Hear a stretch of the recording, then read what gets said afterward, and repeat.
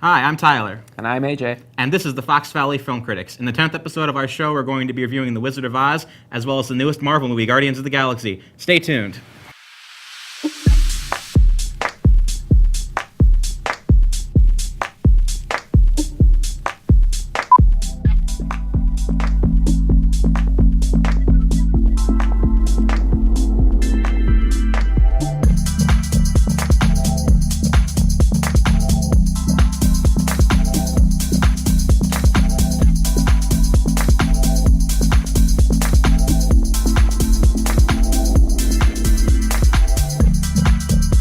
Hello, and welcome to the show, brought to you by Groupthink Productions and FVTV. We finally reached the Big Ten of this show, and we're going to be reviewing The Wizard of Oz now as part of as our FI series.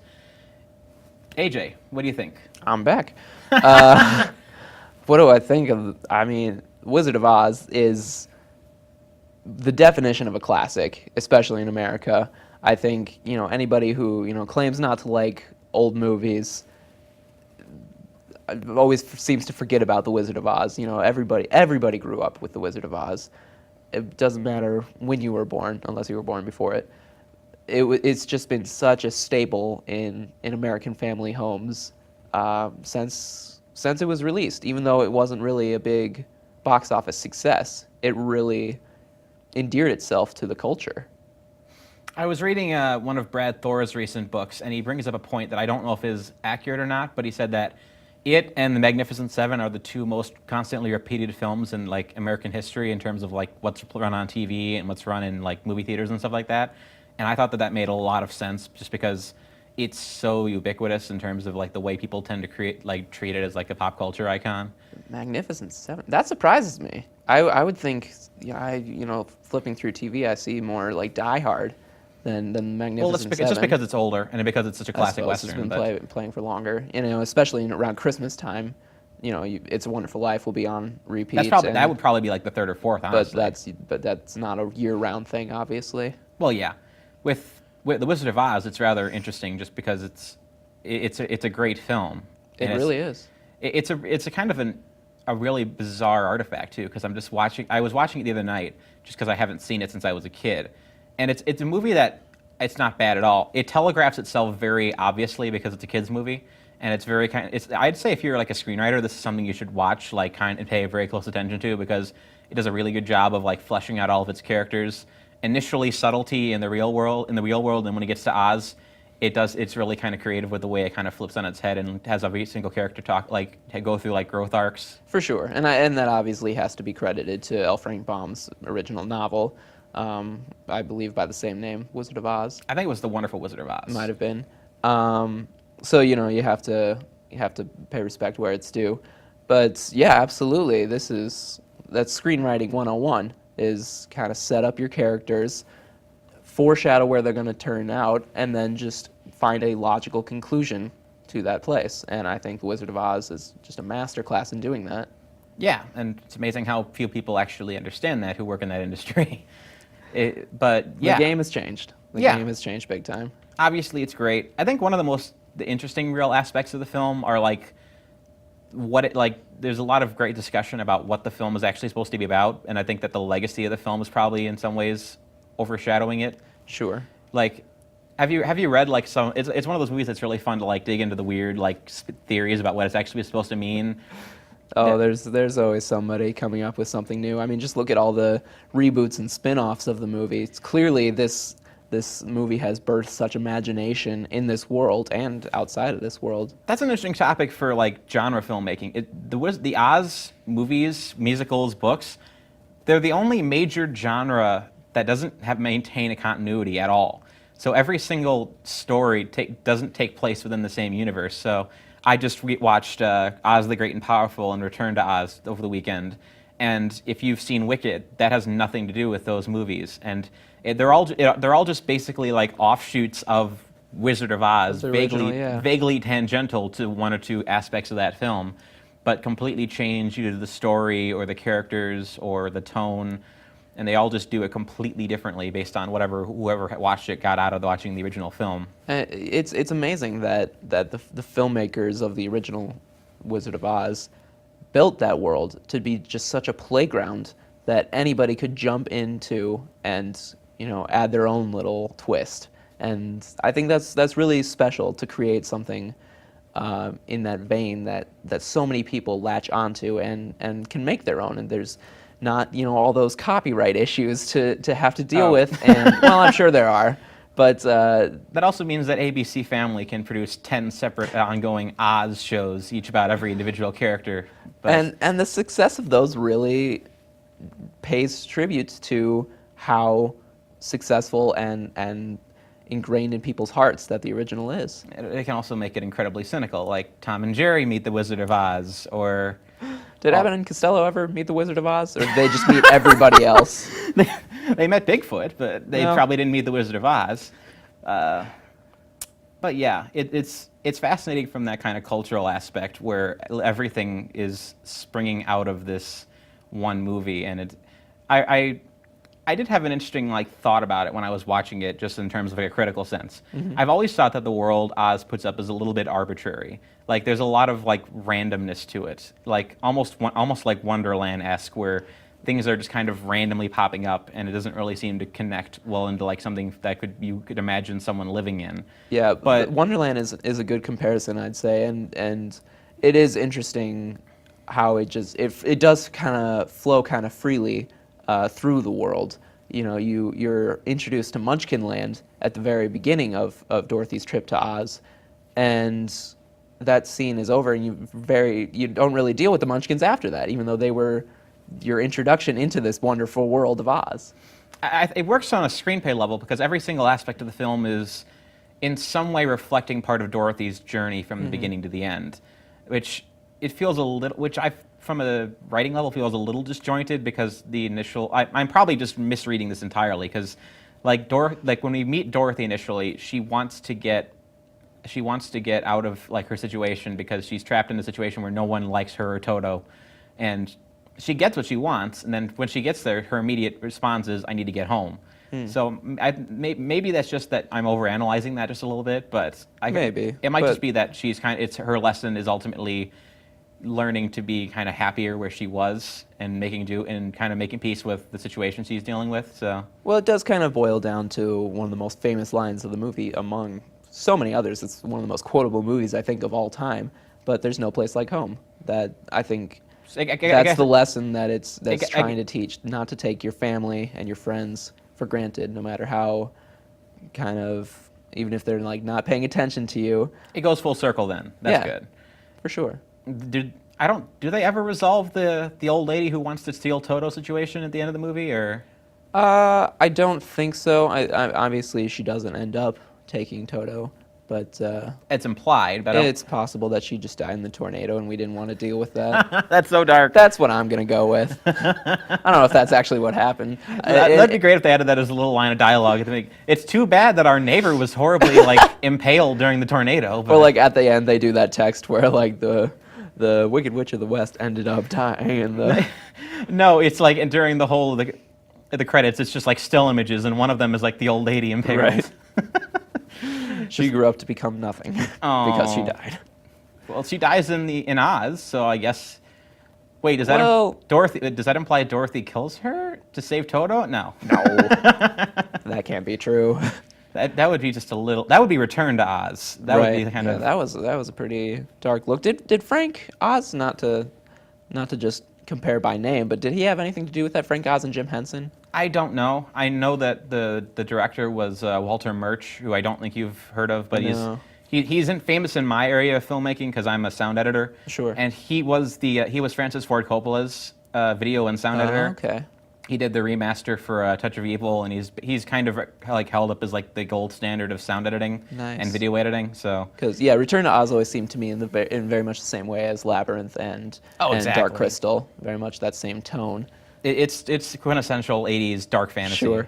Sure. Contained 80s dark fantasy before Lord of the Rings came along and turned all fantasy into that. But if you think about it, The Wizard of Oz was originally that fantasy landmark, that milestone before Lord of the Rings comes. And now every fantasy movie, like the Alice in Wonderland movies, is repeating Lord of the Rings. So, unfortunately. Lesson learned: Hollywood will ruin everything. They'll get it right until they get it wrong, and then never touch it again until they do. Oh gosh, that's so true. It hurts. Anything you regarding with the Wizard of Oz? Like, do you have anything else regarding that you think that's interesting about it, or? Just that I think it. I don't want to kind of share my own criticism of what many consider a perfect movie, but I think it gets us better ratings that way. But well, probably, but when have I ever been one to do that? I think there are flaws in it, and because everybody grew up with it, it's difficult to separate the nostalgia you associate with the movie and the fond memories of spending time with your family and watching that on TV with the filmmaking aspects of it, which there are a couple flaws. And I think it's important for people to realize that looking at any movie that they grew up with, that filmmaking is more than your childhood and the memories associated with it. So, like I said, the brief encounter with the Munchkins and then never dealing with them again, well, it does kind of, have that Alice in Wonderland kind of flow to it.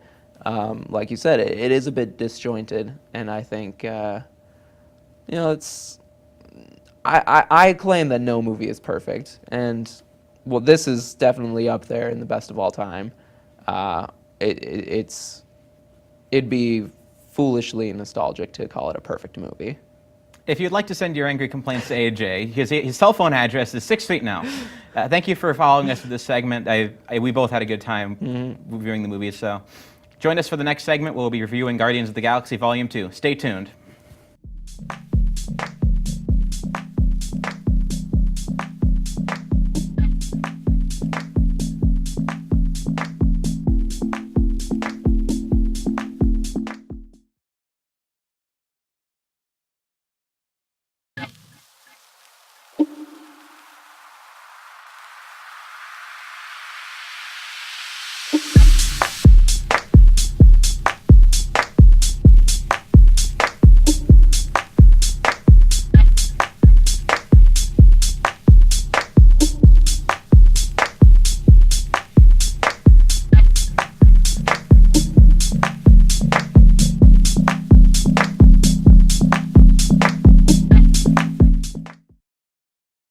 Does this help at all?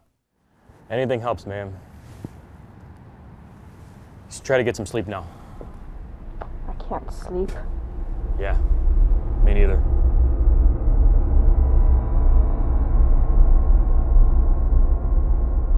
I'm on my way.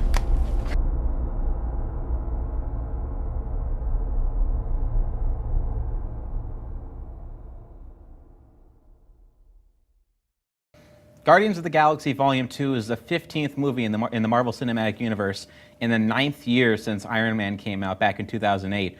At this point, it's rather common for people to kind of start flinging mud at the Marvel Universe just because there's so many movies, and very few of them actually get to the levels of the great ones like Captain America, the Winter Soldier, Iron Man, or the first Guardians of the Galaxy movie. So a lot of the reviews I've seen for this movie have come kind of around this problem that people have expectations, and they're also very due frustrations with a movie series that's produced almost as many movies as the James Bond franchise has produced in like 50 years.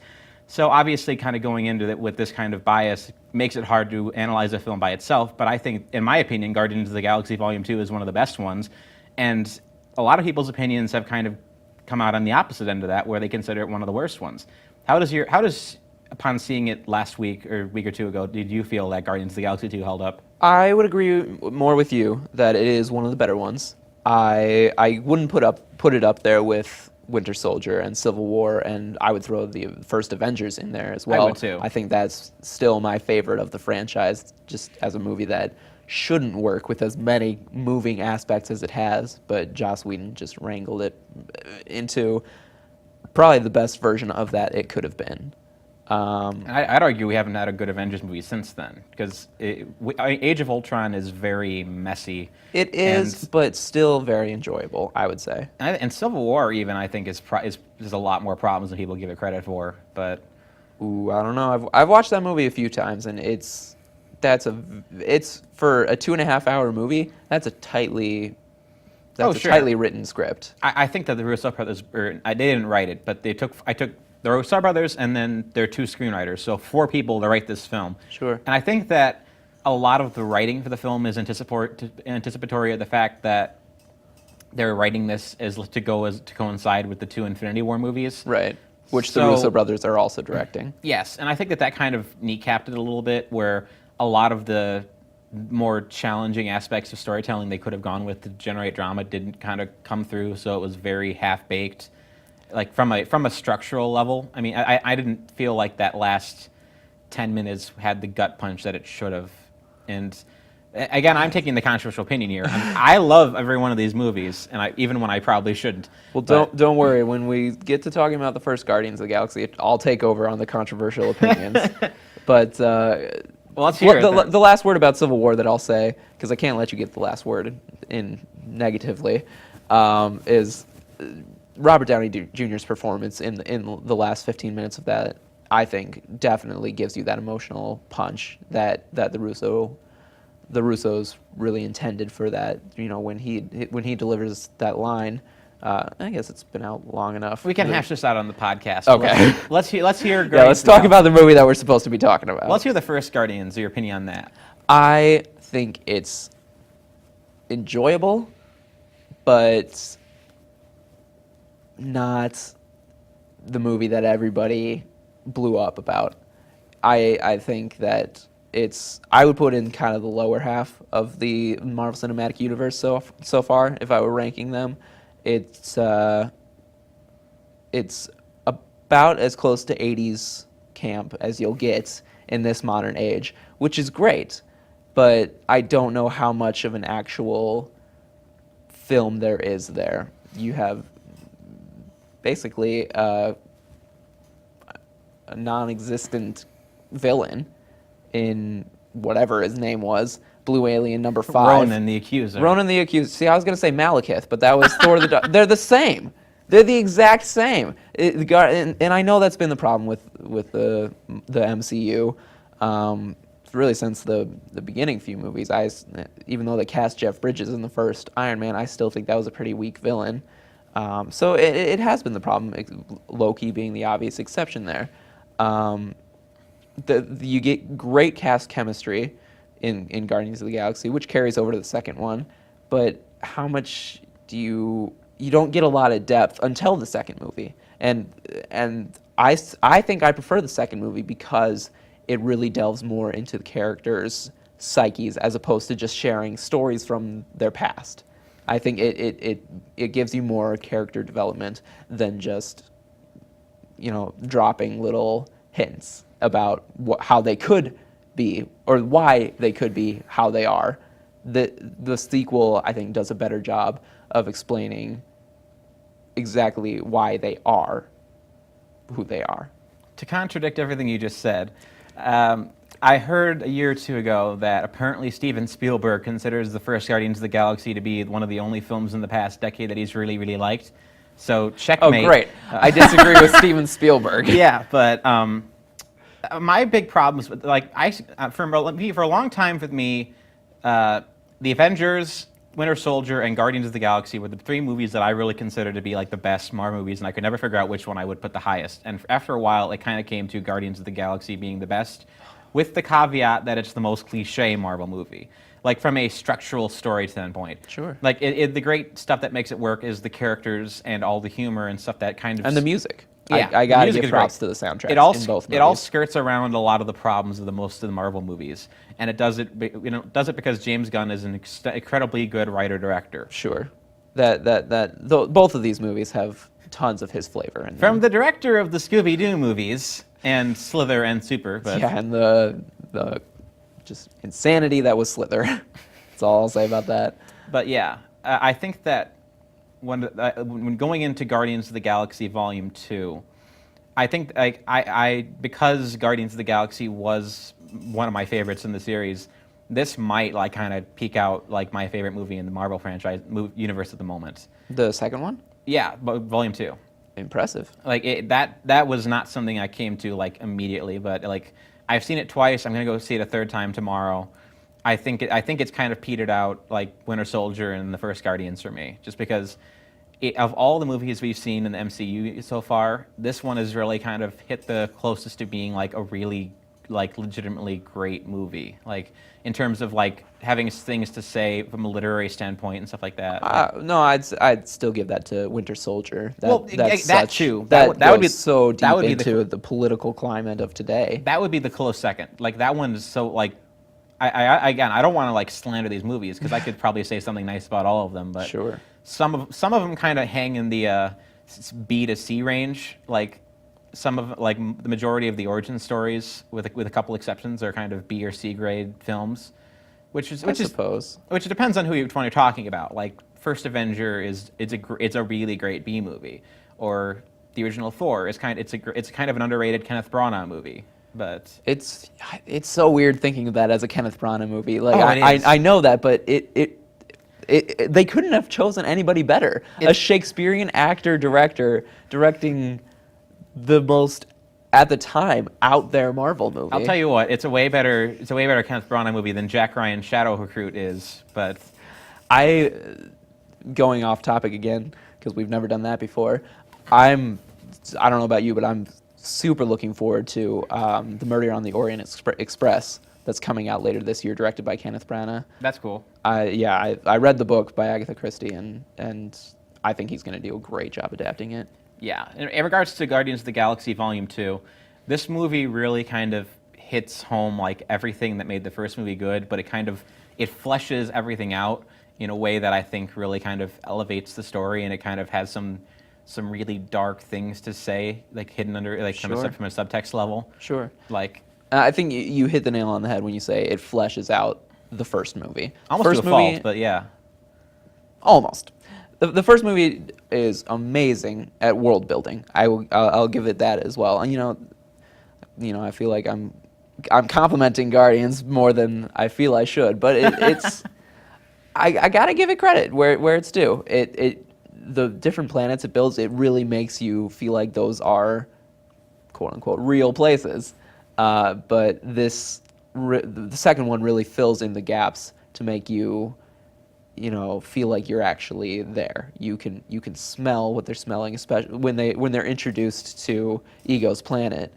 You can just smell the fields. You can just, your eyes almost hurt from how bright and beautiful it is. Very similar to The Wizard of Oz, and how it's almost like it could have been done in Technicolor. It's just that vibrant. Yeah, like I guess I don't want to spoil too much of this because everyone should go see this. But Absolutely. I'd say the big theme of the film is essentially an exploration of father figures, and it's kind of weighing the costs and benefits of what the Guardians have kind of built for themselves as this really unconventional sort of family. Sure. Against what, because Kurt Russell, we find out within the first 10 minutes, is his father, his estranged father from the first movie.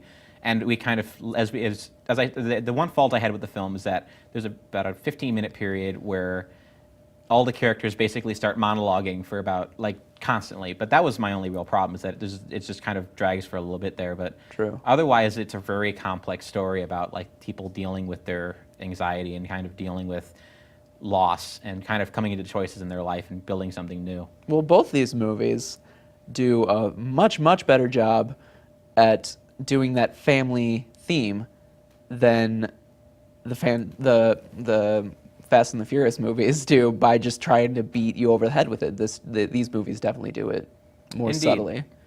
Indeed. That's been our review for Guardians of the Galaxy Volume 2. We both loved it. Definitely go check it out. We'll be back shortly with his movie recommendation for the week. Stay tuned.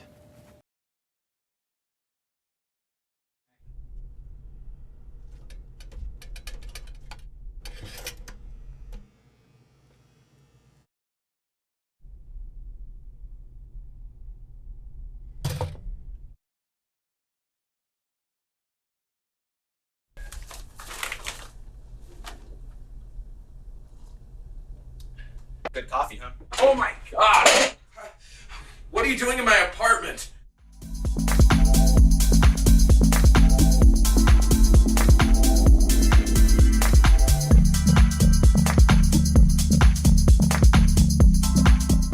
welcome to our final segment. AJ will now give us his movie recommendation for the week.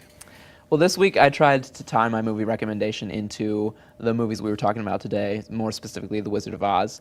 The Wizard of Oz, if you don't know, was directed and produced by Victor Fleming, but according to IMDb, an uncredited director was George Cukor, who was also an uncredited director on Gone with the Wind, which Victor Fleming also directed.